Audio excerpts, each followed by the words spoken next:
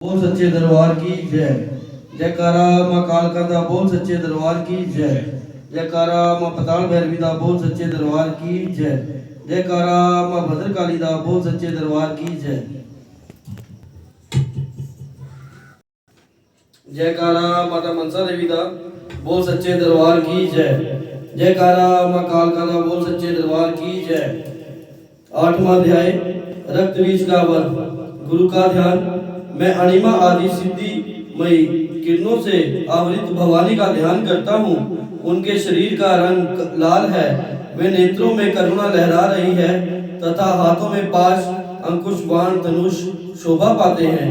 गुरुदेव कहते हैं, चंड और मुंड नामक दैत्यों के मारे जाने तथा बहुत सी सेना का संहार हो जाने पर दैत्यों के राजा शुंभ के मन में बड़ा क्रोध हुआ और उसने दैत्यों की संपूर्ण सेना को युद्ध के लिए कूच करने की आज्ञा दी। वह बोला, दैत्य सेनापति, आप अपने साथ बहुत ही उच्च कोटि के असुरों को साथ लेकर अस्त्र शस्त्रों से सुसज्जित हो सेना को साथ लेकर युद्ध के लिए प्रस्थान करें। उधर अपनी अत्यंत भयंकर सेना आती देख चंडिका ने धनुष की टंकार से पृथ्वी और आकाश के बीच का भाग गुंजा दिया। राजन, तदंतर देवी के सिंह ने भी बड़े जोर से दहाड़ना आरंभ कर दिया। अंबिका देवी ने घंटे के शब्द से उस ध्वनि को और भी बढ़ा दिया।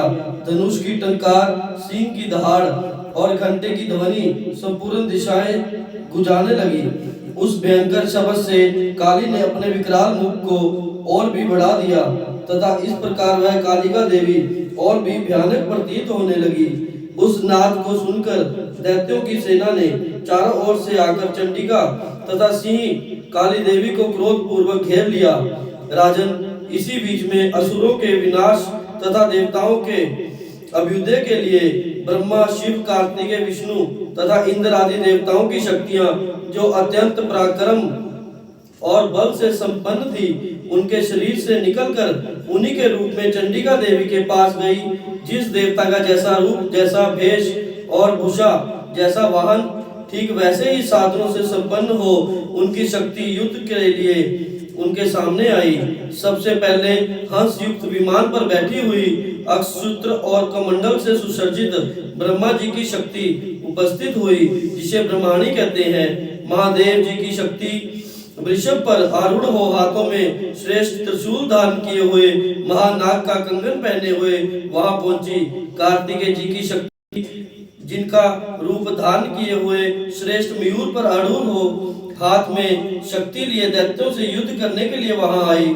इसी प्रकार भगवान विष्णु की शक्ति गरुड़ पर विराजमान हो शंख चक्र गदा धनुष तथा खड्ग हाथ में लिए वहां पहुंची। अनुपम यज्ञवाराह का रूप धारण करने वाले श्री हरि की जो शक्ति है वह भी वाराह शरीर धारण करके वहां उपस्थित हुई। नारसिंह की शक्ति भी नारसिंह के ही समान शरीर धारण करके वहां आई। इसी प्रकार इंद्र की शक्ति भी वज्र हाथ में लिए गजराज ऐरावत पर बैठकर वहां पहुंची। तदंतर उन देव शक्तियों से घिरे हुए महादेव जी ने चंडिका देवी से कहा, हमारी प्रसन्नता के लिए तुम शीघ्र ही इन शत्रुओं का संहार करो। तब देवी के शरीर से अत्यंत भयानक और परम उग्र चंडिका प्रकट हुई, जो सैकड़ों गीदड़ियों की भांति आवाज करने वाली थी। उस अपराजिता देवी ने महादेव जी से कहा, भगवान, आप शुंभ निशुंभ के पास दूत बनकर जाइए और उन दोनों से कहिए, साथ ही उनके अतिरिक्त और भी वहां युद्ध के लिए उपस्थित दैत्य हो, उन्हें भी यह संदेश दीजिएगा, दैत्यों, यदि तुम जीवित रहना चाहते हो तो पाताल लोक लौट जाओ।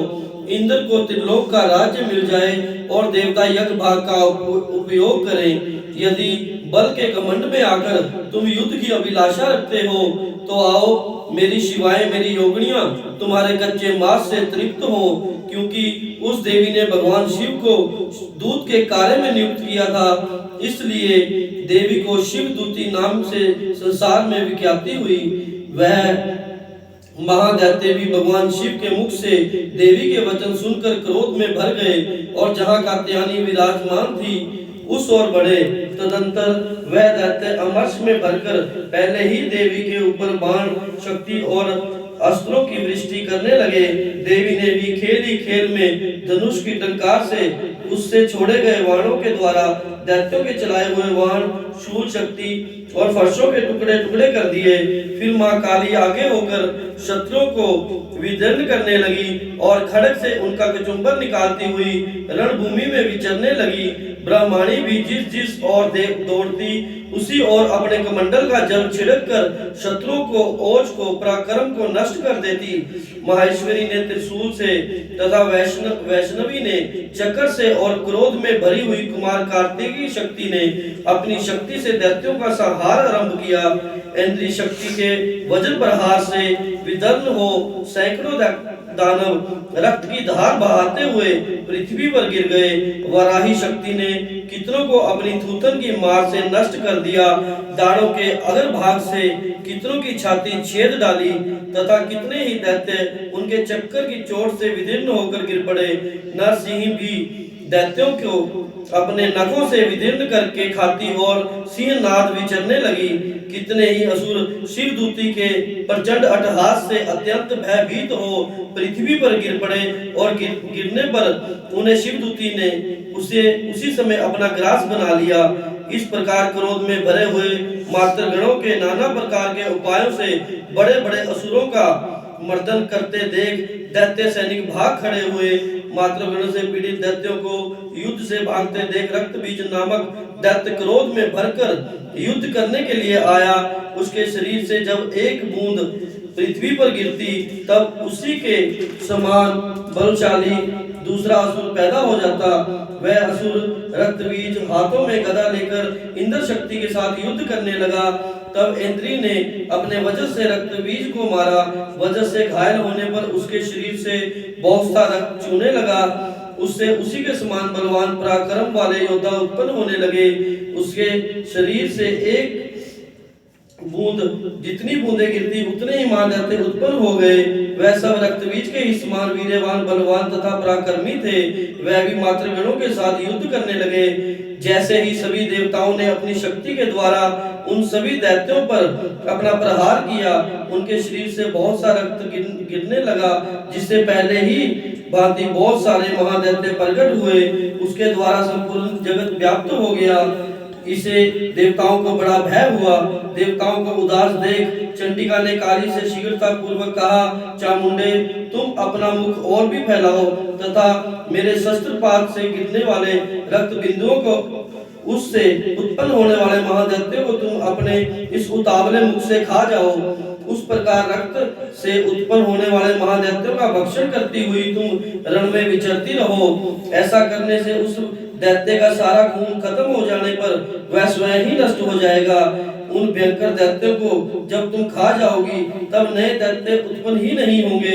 माँ काली ने यो कहकर चंडिका देवी ने रक्तबीज को मारा और तभी काली ने अपने मुख में उसका रक्त ले लिया। उसके रक्त से जितने भी दैत्य काली के मुख में उत्पन्न हुए उन्हें भी वह कालिका देवी चट कर गई और उसने रक्तबीज का रक्त भी पी लिया। तदंतर देवी ने रक्तबीज को जिसका रक्त चामुंडा ने पी लिया था वज्र, बाण, खड्ग तथा दृष्टि आदि से मार डाला। राजन, इस प्रकार शस्त्रों समुदाय से आहत एवं रक्तहीन हुआ वह महादैत्य रक्तबीज पृथ्वी पर गिर पड़ा। नरेश्वर, इससे देवताओं को अनुपम हर्ष की प्राप्ति हुई और मातृगण उन असुरों के रक्तपान से मत से खुश होकर नृत्य करने लगे। रक्तबीज वध नामक 8वां अध्याय संपूर्ण हुआ। बोलो सच्चे दरबार की जय। मणि मात्रा कालका गद्दी की जय। जयकारा मां भद्रकाली का बोल सच्चे दरबार की जय। जयकारा मां पताल भैरवी का बोल सच्चे दरबार की।